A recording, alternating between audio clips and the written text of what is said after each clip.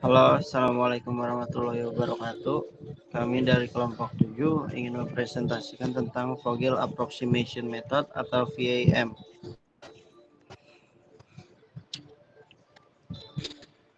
Selanjutnya di sini ada nama-nama dari kelompok 7, yaitu saya sendiri Fadli Sofyan, ada Fitri Siombing, Siva Lepia, Septiandini, dan Siva Melia.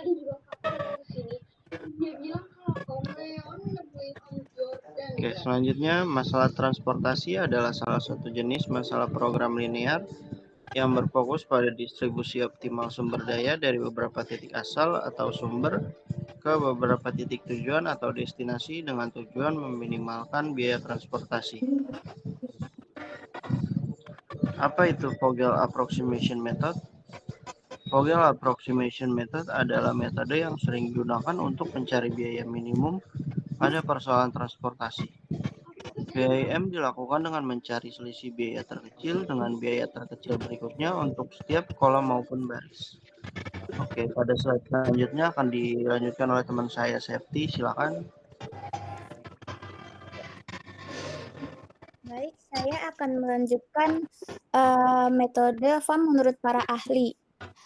Menurut Handoko pada tahun 2003, metode VAM adalah salah satu prosedur alokasi yang berdasarkan elemen biaya. Metode ini lebih efisien dan praktis. Menurut Putri, pada tahun 2019 dalam jurnalnya menjelaskan bahwa VAM adalah metode sistematis yang menggunakan perbedaan antara dua biaya pengiriman terkecil pada setiap baris atau kolom untuk menentukan alokasi barang.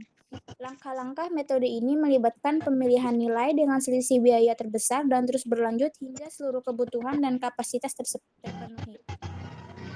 Menurut Zulfikar dan Muhlisin pada tahun 2018, dalam jurnal lainnya menyebutkan bahwa metode ini mempermudah pemecahan masalah transportasi dengan pendekatan matematis, khususnya untuk meminimalkan total biaya transportasi yang muncul dalam proses pendistribusian.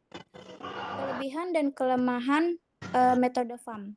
Untuk kelebihannya ada dua. Yang pertama yaitu metode yang lebih mudah dan lebih cepat untuk mengatur alokasi atau dalam hal ini dalam biaya transportasi dari beberapa sumber ke daerah tujuan. Dua, hasil analisa dari metode ini sudah sangat optimal dibanding dengan metode-metode lainnya. Untuk kelemahannya ada dua. Yang pertama, proses iterasi lebih rumit. Dua, pada metode VAM, setelah semua produk telah dialokasikan, harus menguji sel bukan basisnya apakah sudah memiliki nilai sama dengan nol. Hal tersebut dilakukan untuk menjamin bahwa total biaya benar-benar minimum. Selanjutnya akan dilanjutkan oleh Siva Melia. Di sini ada 5 aplikasi Vogel Approximation Method dalam dunia nyata. Yang pertama ada industri logistik perusahaan ekspedisi.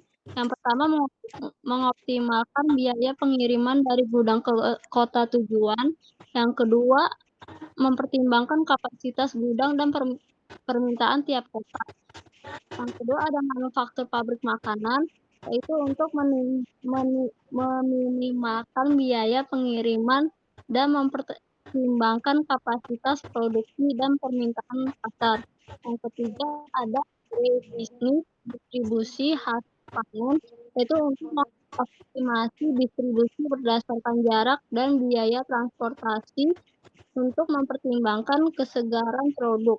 Yang keempat ada retail manajemen stok, alokasi produk berdasarkan permintaan dan optimasi biaya distribusi. Dan yang kelima energi distribusi BBM, yaitu optimasi rute pengiriman dan mempertimbangkan kapasitas tangki dan permintaan. Selanjutnya dibaca oleh Fitri.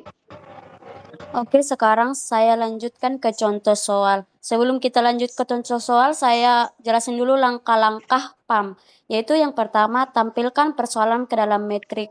Yang kedua, periksa apakah Ki X sama dengan Ki D. Yang ketiga, hitung selisih dari dua biaya paling kecil dan terkecil setelah biaya tersebut di antara beberapa biaya yang ada, baik sebaris atau sekolom. Yang keempat, pilih selisih terbesar dari langkah C, lalu pilih kotak yang bernilai ongkos terkecil yang sejajar dengan nilai selisih terbesar yang dipilih. Hitung total biaya yang diperoleh. Nah, sekarang masuk ke contoh soal, yaitu ada 3 pabrik, yaitu dari pabrik 1 ke kota A sama dengan 20, dari pabrik 1 ke kota B sama dengan 5, dari pabrik 1 ke kota C sama dengan 8, dari pabrik 2 ke kota A 15, dari pabrik 2 ke kota B 20, dari pabrik 2 ke kota C 10, dari pabrik ketiga ke kota A 25, dari pabrik 3 ke kota B 10, dari pabrik 3 ke kota C sama dengan 19. Nah, langkah pertama yaitu kita menyusun kebutuhan kapasitas masing-masing sumber dan biaya pengangkutan ke dalam matriks. Nah, setelah kita lihat kebutuhan dan kapasitas itu QD sama dengan QS karena sama-sama menutupi yaitu 200. Kebutuhannya juga 200. Nah, yang langkah kedua yaitu kita mencari perbedaan dari dua biaya terkecil, yaitu biaya terkecil pertama dan terkecil kedua untuk setiap baris dan kolom, yaitu yang di baris 1 ada 8 dikurang 5 sama dengan 3, baris kedua yaitu 15 kurang 10 sama dengan 5, baris ketiga sama dengan 19 kurang 10 sama dengan 9.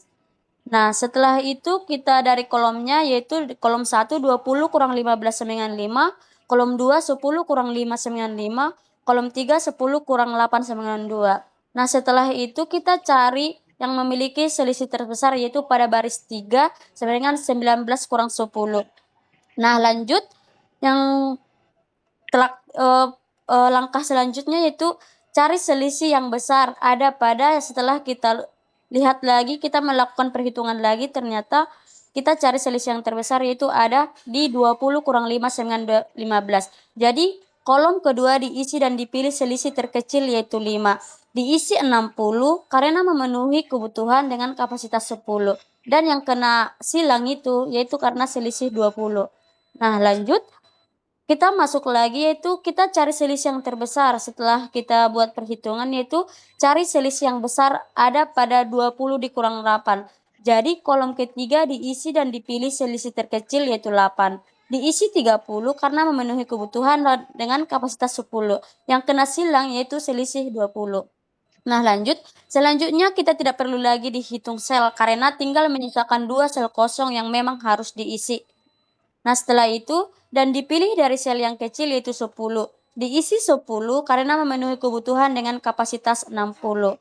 Selanjutnya dan dipilih dari sel yang kecil yaitu 15, diisi 50 karena memenuhi kebutuhan dengan kapasitas 60.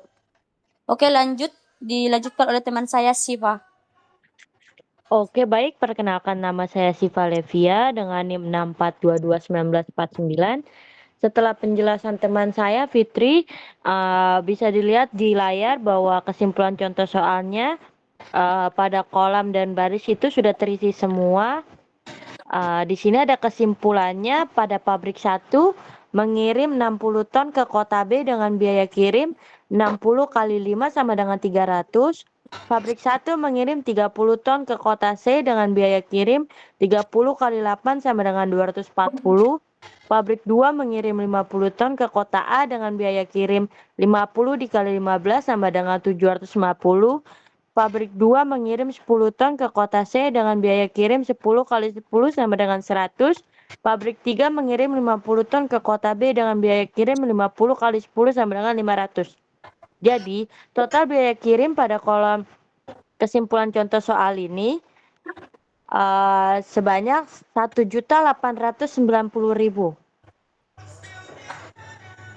Kesimpulannya yang pertama, FAM adalah metode untuk menentukan solusi awal yang layak dalam masalah pengalokasian transportasi. Tujuannya adalah meminimalkan biaya total pengiriman. Kedua, dalam FAM, penawaran supply dari pabrik dan permintaan demand dari gudang digunakan untuk mengalokasikan pengiriman secara optimal. Metode ini melibatkan perhitungan biaya diferensial untuk setiap gudang dan mengalokasikan pengiriman ke gudang dengan biaya diferensial terbesar terlebih dahulu. Yang keempat, FAM dapat menghasilkan solusi awal yang lebih baik dibandingkan metode lain, seperti metode sudut barat laut, sehingga membutuhkan lebih sedikit iterasi untuk mencapai solusi optimal. Yang kelima, kelebihan utama FAM sendiri adalah kesederhanaannya dalam implementasi dan kemampuannya untuk menghasilkan solusi yang mendekati optimal dengan cepat. Jadi, bisa disimpulkan secara keseluruhan, FAM merupakan teknik optimasi yang efisien dan sering digunakan dalam masalah pengalokasian transportasi untuk meminimalkan biaya total pengiriman.